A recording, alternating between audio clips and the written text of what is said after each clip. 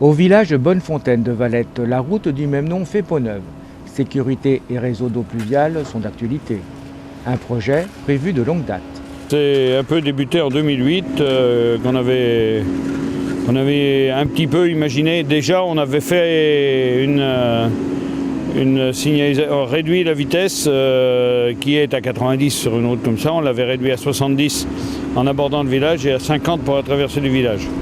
Mais après, on s'est aperçu que le réseau d'eau pluviale était très défectueux, donc il fallait le refaire. Et les habitants nous se sont plaints que la vitesse était encore excessive dans le milieu du village.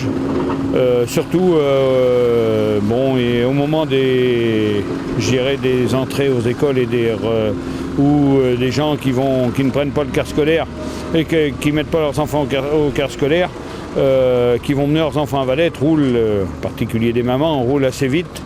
Et c'est quand même un peu dommage dans un village aussi que ça enlevait de la sécurité. Et c'est pour ça en relation avec le Conseil général, on s'est retrouvé en 2009 pour voir ce qu'on pouvait y faire.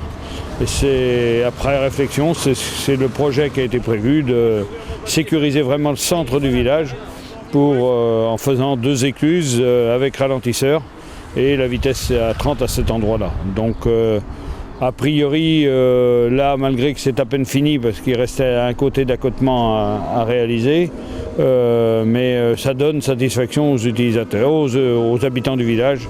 La vitesse est nettement moins excessive et puis en ayant sablé les accotements, ça délimite bien ce qu'est la route et ce qu'est l'accotement. Donc pour les cheminements, en particulier des enfants qui vont à l'arrêt de bus ou les mamans qui vont les mener, il y a plus de sécurité. Donc c'est un aménagement qui a coûté quand même 79 000 € à la commune. Il y a une subvention de près de 14 000 du Conseil général prise sur les amendes de police. Mais c'est un aménagement que l'on ne regrette pas. Et je pense qu'il va donner satisfaction aux gens du village, car c'est quand même un village important et il aurait été dommage qu'il arrive un accident avant la montée ou le retour des enfants au car scolaire. Au niveau des bas-côtés, donc c'est du sable, il n'y a pas un risque de dégradation dans le temps? Oui, mais enfin, il y a un béton de fait en dessous, donc la couche de sable est très peu importante.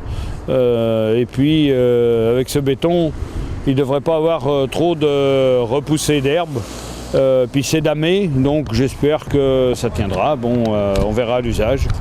Mais le fait de ne pas être la même couleur que la chaussée, je trouve que c'est une très bonne chose, parce que ça délimite bien la route et ça délimite bien l'accotement. Alors je crois qu'il n'y a pas que les travaux de sécurité, également les travaux au niveau des réseaux. Oui, il y a les réseaux d'eau pluviale qui ont été refaits et qui ont été remis à neuf. Alors dans le coup, je pense que les gens qui sortiront des urnes au mois d'avril prochain, enfin le 31 mars au soir, n'auront pas à y retoucher tout au moins pendant le mandat qui vient. C'est bien sûr. Piétons et véhicules peuvent à présent cohabiter en toute sécurité.